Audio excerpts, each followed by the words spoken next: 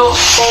May nasabi ka na nga sa akin, pati yung magulang ko dadamay mo, tapos pati kapatid ko, tapos pati yung nakaraan ko, idadamay mo. Yung tipong, wala ka namang alam sa buhay ko, bakit kailangan mo pa idamay yun, ano yun, para may malait ka lang sa akin, para may pakita mo lang sa ibang tao na kinakur mo na yan, nakatapang ka na sa point na nilait-lait mo buong pagkatao ko, wala naman silang karapatang para na hindi na ko lang ganun. Kasi kung may problema sila sa akin, di ba kakausapin nila ako ng pampayos. Ayun kasi yung problema ko kayo ninyo, masisisi ko bakit hindi ko papansinin yan. Grabe kayo sa akin, hindi nyo naman naiintindihan yung ano ko, hindi lang ako nagsasalita eh. Tapos magagalit sila sa akin, bakit ako ganito? Kung sa'yo nyo naman ginawa yun, di ba? Magagalit din kayo sa isang tao. Eh sa akin nangyari, dinamay nila pamilya ko, tapos mga pagkatao ko. Ano naman kung dati pahirap lang kami.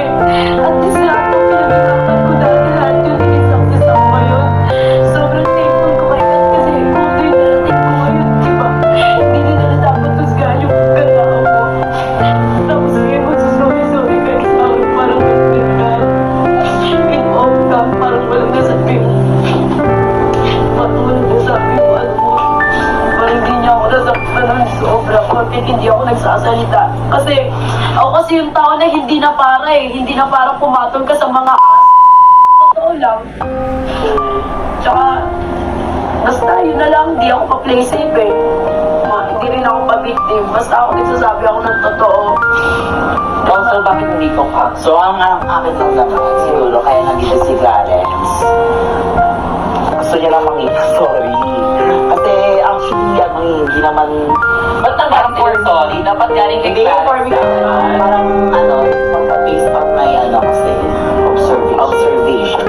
Wala namang, labas naman niya si Clarence doon. Pero, labas siya si Clarence. Wait, bakit mo kasi yun? Ikaw kasi yung makakapagpigil niyan, balik-baliktarin mo naman yung mundo. Ikaw yung may control dyan, sabihin man natin na control mo. Hindi pa rin yun, ikaw kasi yung ano eh. Kaya, Ikaw yung joke. Ikaw kasi yung may connection doon. Kahit sabihin natin ayaw makinig. Hindi gumawa ka ng way para makinig siya, di ba? Kung kailangan